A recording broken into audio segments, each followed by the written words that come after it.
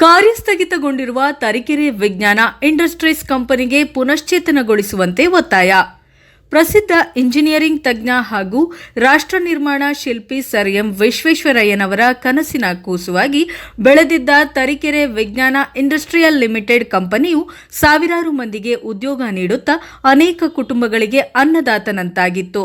ಆದರೆ ಕೆಲ ಹಿತಾಸಕ್ತಿಗಳು ಹಾಗೂ ಅಧಿಕಾರಿಗಳ ನಿರ್ಲಕ್ಷ್ಯದಿಂದ ಹಲವು ವರ್ಷಗಳ ಹಿಂದೆ ಕಂಪನಿ ಸ್ಥಗಿತಗೊಂಡಿರುವುದು ತಾಲೂಕಿನ ಜನತೆಗೆ ದೌರ್ಭಾಗ್ಯವಂತಾಗಿದೆ ಎಂದು ತರೀಕೆರೆ ತಾಲೂಕಿನ ಒಕ್ಕಲಿಗರ ಸಂಘದ ಉಪಾಧ್ಯಕ್ಷ ಕೆವಿ ನಾಗೇಶ್ ಗೌಡ ವಿಷಾದವನ್ನ ವ್ಯಕ್ತಪಡಿಸಿದ್ದಾರೆ.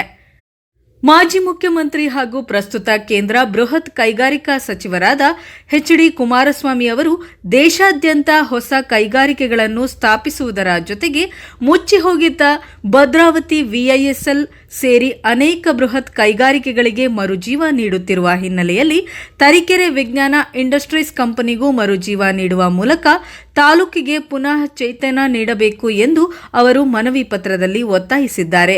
ತರೀಕೆರೆ ತಾಲೂಕಿನಲ್ಲಿ ಒಕ್ಕಲಿಗರು 16,000 ಜನಸಂಖ್ಯೆ ಸೇರಿ ವಿವಿಧ ಸಮಾಜಗಳ ಲಕ್ಷಾಂತರ ಮಂದಿ ಜೀವನವನ್ನು ನಡೆಸುತ್ತಿದ್ದಾರೆ.